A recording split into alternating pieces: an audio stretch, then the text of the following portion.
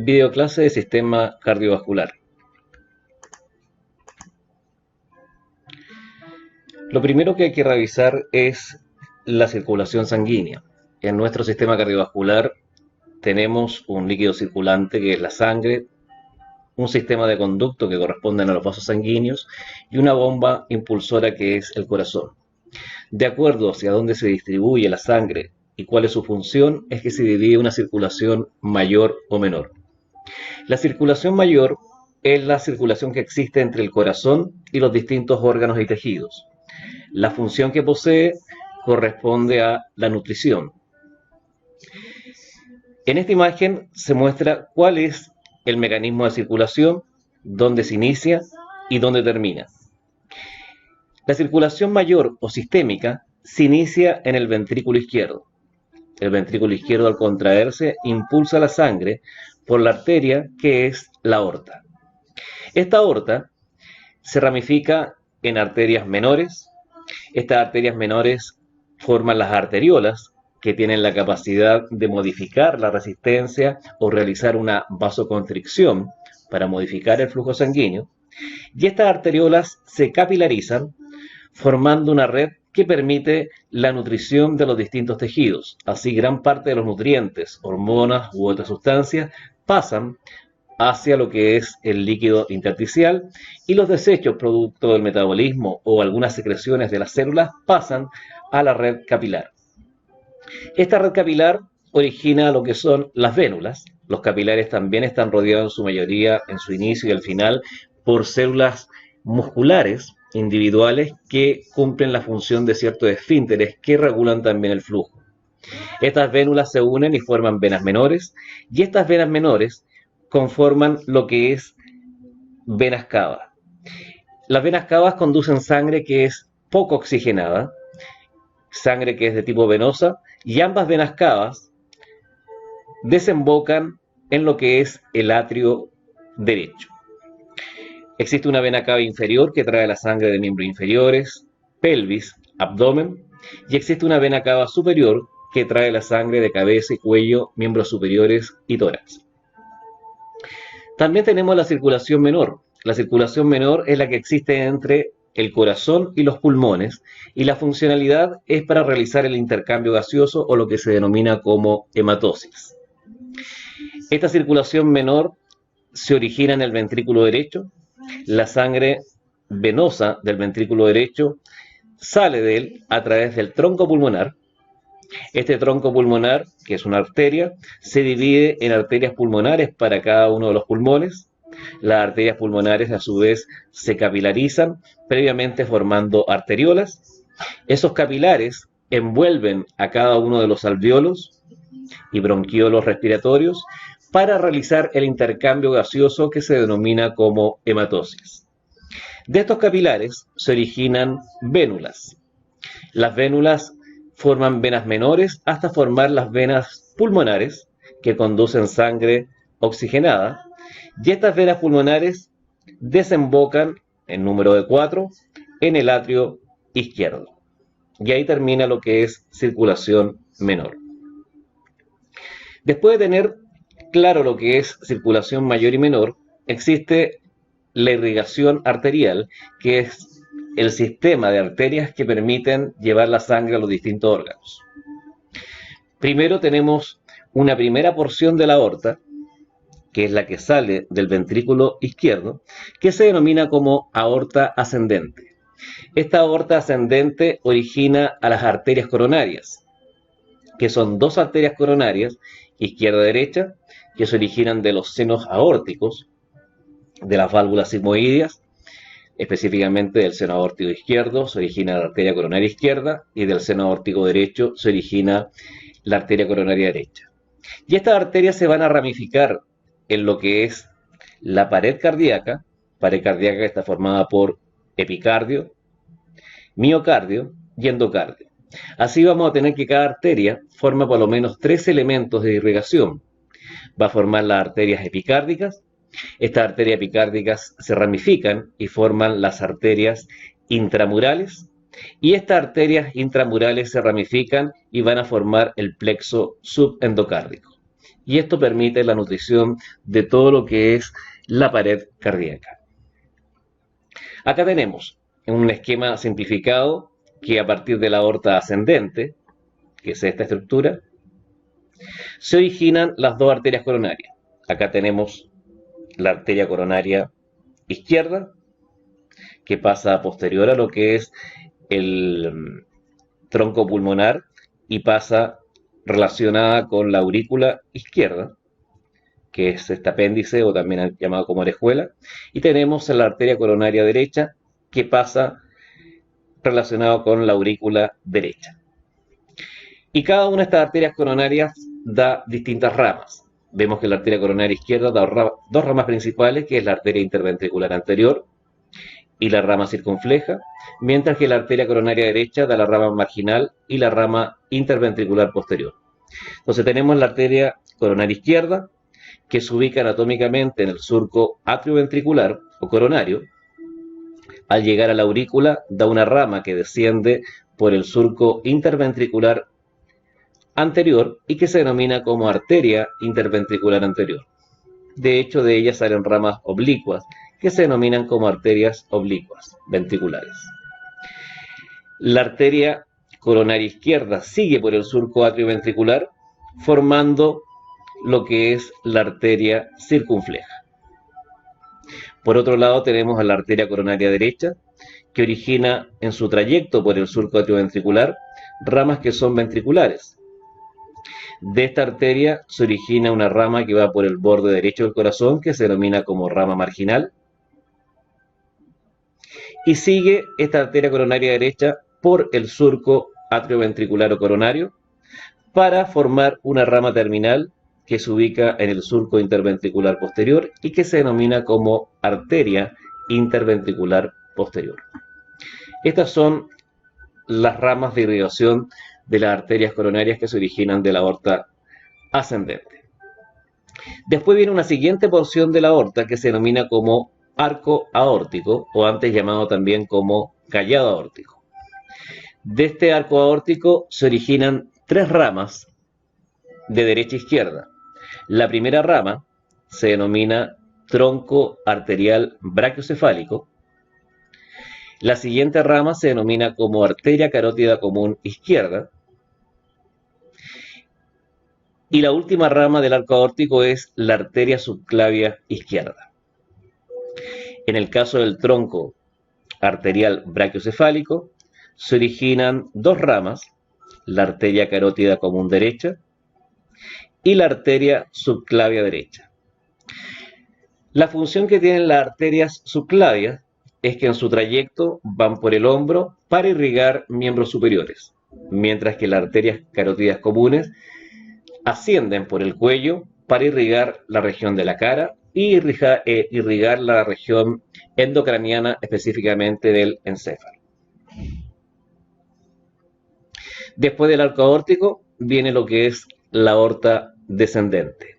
Esta aorta descendente tiene una porción que está en tórax, que se denomina como aorta torácica, pasa posterior al diafragma y cambia de nombre a arteria aorta abdominal, o solamente la pueden llamar aorta abdominal.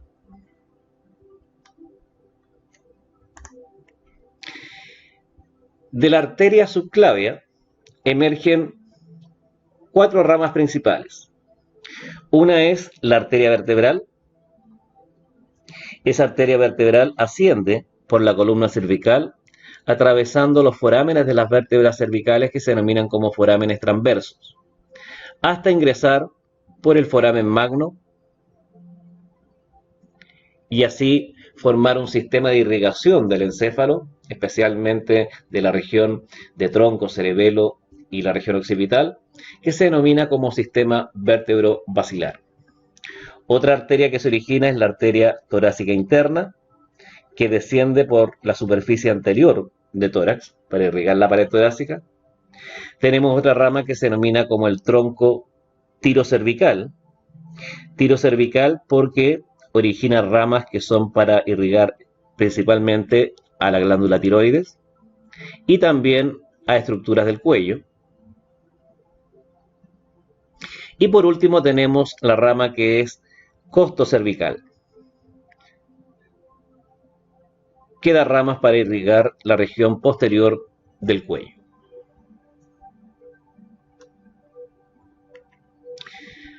Por otro lado tenemos a la aorta torácica. La aorta torácica tiene ramas que son viscerales, que irrigan órganos. Ahí tenemos órganos estructurales como el pericardio. Tenemos ramas que se originan de esta aorta torácica y que se denominan como arterias bronquiales. Y estas arterias bronquiales sirven para nutrir el pulmón, porque el pulmón no se nutre por la sangre que ingresa por las arterias pulmonares, sino que esa es un sistema de circulación, que ya vimos que es la circulación menor, que permite el intercambio gaseoso. Por lo tanto, las arterias que nutren el pulmón se originan de la aorta torácica y se denominan como bronquiales. Y ahí se diseminan por cada uno de los bronquios principales e ingresan por el hígado.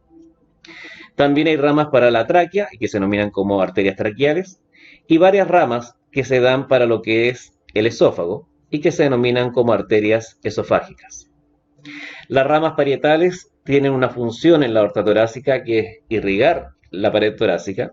Tenemos las arterias intercostales posteriores, que van por cada espacio intercostal y que tienen como función irrigar la pared torácica. Y tenemos unas arterias que aquí no se visualizan, que son las arterias frénicas superiores, que permiten irrigar lo que es el diafragma.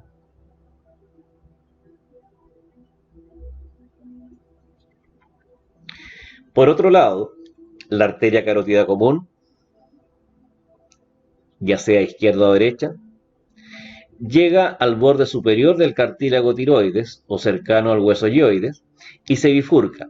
En ese trayecto la arteria carótida común no da ramas y forma, producto de esta bifurcación, la arteria carótida externa y la arteria carótida interna. En esta imagen vamos a visualizar las ramas que da la arteria carótida externa. La carótida externa cumple la función de irrigar la cara y tiene dos ramas terminales. Las ramas terminales, una es la arteria temporal superficial, porque se relaciona con el hueso temporal, y otra arteria más profunda que se denomina como arteria maxilar. Y hay una serie de otras ramas colaterales que permiten irrigar estructuras de la cara y cuello. Tenemos ramas anteriores que permiten irrigar glándula tiroides, ramas que permiten, como la arteria lingual, irrigar estructuras de la cavidad bucal, o rama como lo es la arteria facial, que permite irrigar la superficie externa de la cara. Tenemos ramas mediales que permiten irrigar a lo que es faringe, y tenemos ramas posteriores que se denominan como auriculares, que irrigan la región posterior del cráneo, y ramas que son también occipitales.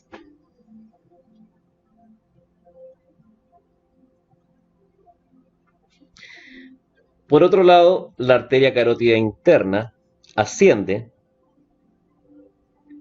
hacia lo que es cavidad craneana. Por lo tanto, en ella vamos a encontrar cuatro porciones. La porción que asciende se denomina porción cervical porque lo hace por la región cervical. No se emite ninguna rama. Después ingresa al hueso temporal por el orificio y conducto carotidio, y en su trayecto por el hueso temporal, esta arteria carótida forma lo que es la porción petrosa. Acá se dan algunas ramas especialmente para estructuras que tienen que ver con el sistema auditivo y vestibular. Una vez que ingresa al cráneo, pasa cercano a lo que es al foramen lacerado y forma la siguiente porción, que se denomina como porción cavernosa, porque se ubica cercano o contiguo a una vena que se denomina como seno cavernoso. Esta porción cavernosa da varias ramas para estructuras meningias, para la glándula hipófisis y para estructuras nerviosas que están relacionadas con los pares craneales. Y por último, está la última porción que tiene la arteria carótida interna, que se denomina como porción cerebral. Esta porción cerebral da una rama importante que es la oftálmica para irrigación del globo ocular, da una rama que se denomina como arteria comunicante posterior, que es importante porque se conecta con el sistema vértebro-basilar que forma las arterias vertebrales, y da unas ramas que se denominan como arterias cerebrales, arteria cerebral anterior y arteria cerebral media. Acá en esta imagen notamos el trayecto de la porción cervical de la carótida interna, porción petrosa, porción cavernosa y porción cerebral. Y aquí podemos ver las dos ramas terminales de mayor relevancia, que es la arteria cerebral anterior y la arteria cerebral media.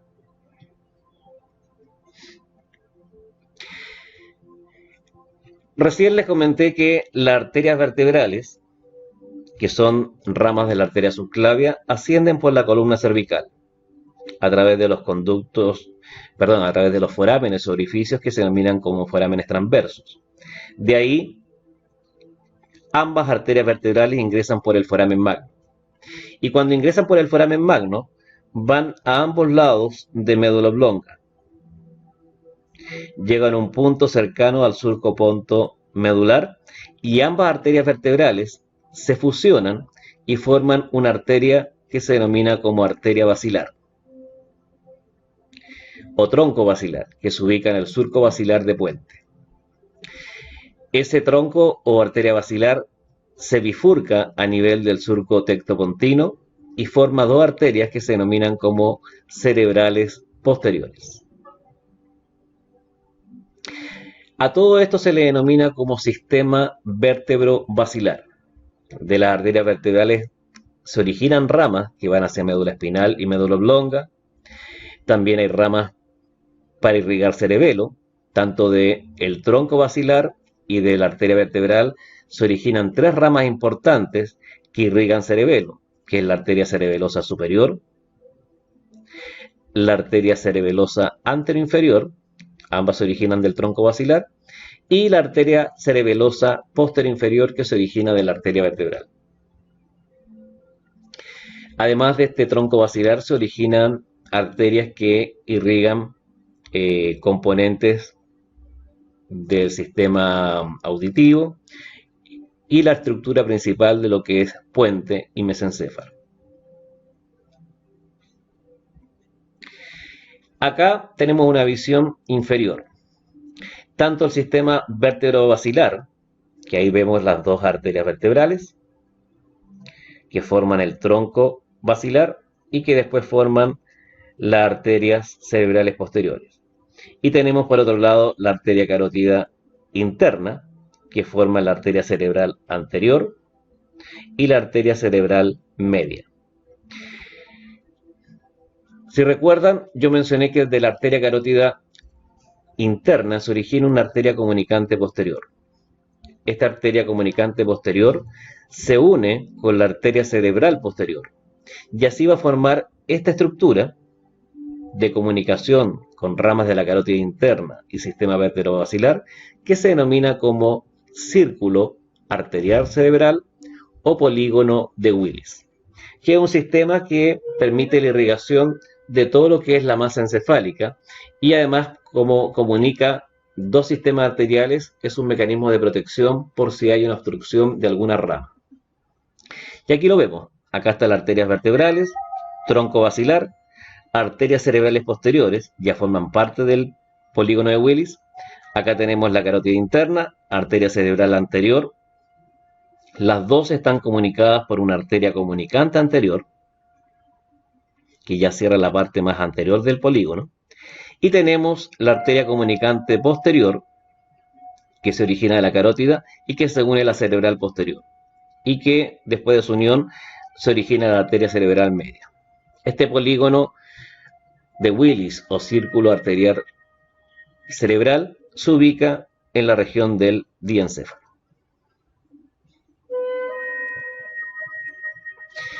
Por otro lado tenemos a la arteria axilar. La arteria axilar es la continuación de la arteria subclavia. Esta arteria axilar tiene un trayecto ventral a lo que es la escápula y da distintas ramas. Dentro de las ramas que da tenemos a la arteria torácica superior, por irrigación de pared torácica. Tenemos el tronco arterioso toracoacromial, que irriga musculatura que está en relación a la región axilar y también articulaciones. Tenemos la arteria torácica lateral, que también va hacia lo que es pared torácica. Tenemos la arteria subescapular, que pasa anterior a lo que es escápula. Y por último tenemos una serie de arterias que rodean a la región superior del húmero y que se denominan como arterias circunflejas. Esta arteria axilar, a nivel del músculo teres mayor o teres o redondo mayor, cambia de nombre y se denomina arteria braquial. Esta arteria braquial da origen a varias colaterales que permiten la irrigación del hueso, en este caso el húmero, y los músculos relacionados. Esta arteria braquial posteriormente se bifurca en la región ventral del codo y da dos ramas arteriales principales, una por lateral, que es la arteria radial, y otra por medial, que es la arteria ulnar.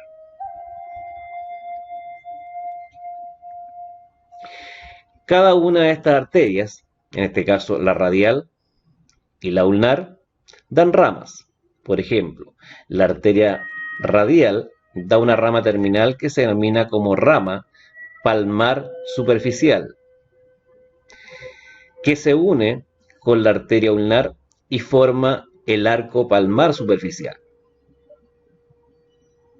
Por lo tanto, el arco palmar superficial que ustedes ven acá es principalmente formado por la arteria radial. Mientras que la arteria ulnar da origen a una arteria que se denomina como palmar profunda, que se une a la arteria radial y forma el arco palmar profundo. Por lo tanto, el arco palmar profundo se origina principalmente de la arteria ulnar. La función de los arcos palmares es la irrigación de todo lo que es la mano. Del arco palmar superficial, que es más inferior o distal, se originan las arterias metacarpianas palmares, y de esas arterias metacarpianas palmares se originan las arterias digitales palmares. Del arco palmar profundo se originan las arterias metacarpianas dorsales, y de las arterias metacarpianas dorsales se originan las arterias digitales dorsales. Por lo tanto, las arterias metacarpianas irrigan más la región de la palma y las digitales la región de los dedos de la mano. Continuamos con la aorta. La aorta descendente, recuerden que tiene dos porciones, la torácica, que ya la mencioné, que después pasa posterior a lo que es el diafragma y forma la aorta abdominal. Esta aorta abdominal tiene ramas parietales y ramas viscerales. Las parietales, la primera que se origina como par, son las arterias frénicas inferiores. Estas arterias frénicas inferiores tienen la función de irrigar a lo que es el diafragma. En su trayecto se originan varias arterias pares, y eso significa a ambos lados, que se denominan como arterias lumbares, para irrigación de la pared abdominal. Y de la porción final de la aorta abdominal se origina una arteria que es sacra media. La aorta abdominal termina aproximadamente entre la vértebra L3 y L4, bifurcándose y originando las arterias ilíacas comunes.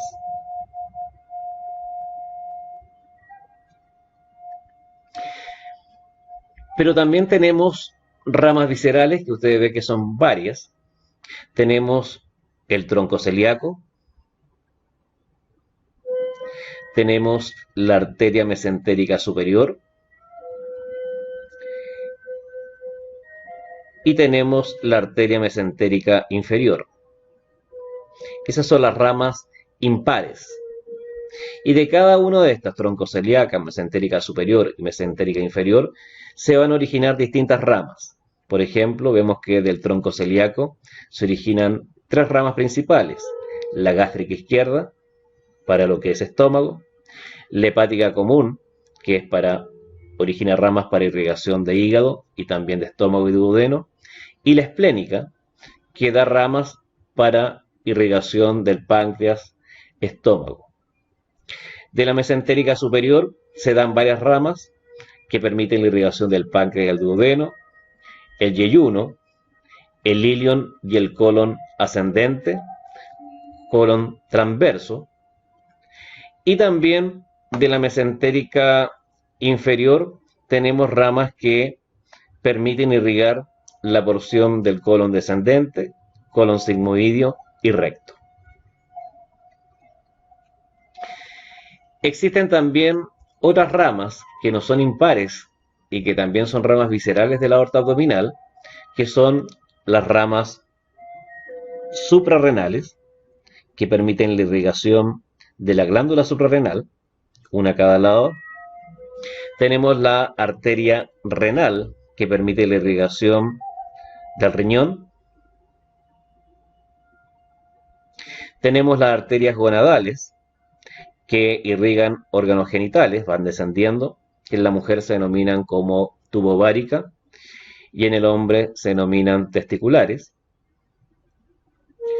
Y estas estructuras ya permiten completar la irrigación completa de lo que es abdomen. Entonces, no olvidar que la aorta abdominal tiene ramas parietales, que son las arterias frénicas inferiores, arterias lumbares y sacra media. Tiene ramas viscerales que las podemos dividir en impares, tronco celíaco, mesentérica superior y mesentérica inferior, y tiene ramas viscerales que son pares, suprarrenales, renales y gonadales. Tener claro que el tronco celíaco da tres ramas: la gástrica izquierda, hepática común y esplénica, que van a permitir irrigar estómago, hígado, duodeno y páncreas, mientras que la mesentérica superior da ramas que permiten irrigar páncreas, duodeno, yeyuno, ilion, ciego, colon ascendente, colon transverso; y la mesentérica inferior, la parte terminal del colon transverso, colon descendente, sigmoideo y recto.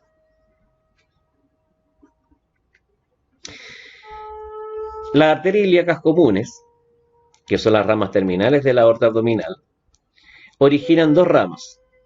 Y originan una rama que va hacia pelvis, que se denomina como arteria ilíaca interna y que permite irrigar la pared y grandes estructuras que existen en cavidad pélvica; y la arteria ilíaca externa.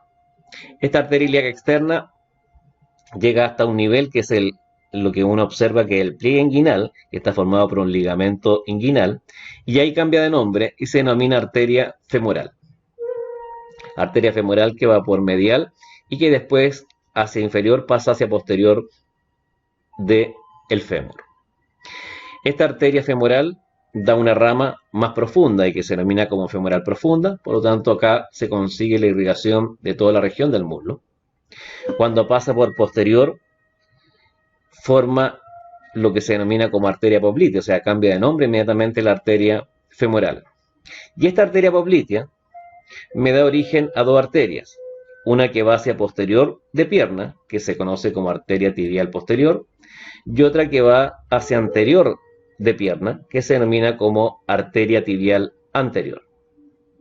De la arteria tibial posterior se da una rama que va hacia la fíbula y que se denomina como arteria fibular. Esta arteria tibial posterior desciende y va a permitir formar las arterias plantares, mientras que la arteria tibial anterior llega al pie y forma la arteria dorsal del pie. La arteria dorsal del pie que también se une con las arterias plantares y forma un arco que se denomina como arteria arcuata. Esto significa que esta arteria, que es la arteria dorsal del pie, que muchas veces también se le llama como arteria pedia, que es la parte terminal de la arteria tibial anterior, va a originar a varias arterias que se denominan metatarsianas dorsales y que se ramifican estas metatarsianas dorsales en digitales dorsales. mientras que las arterias plantares que se originan de la tibial posterior van a formar principalmente la arteria plantar lateral, el arco plantar.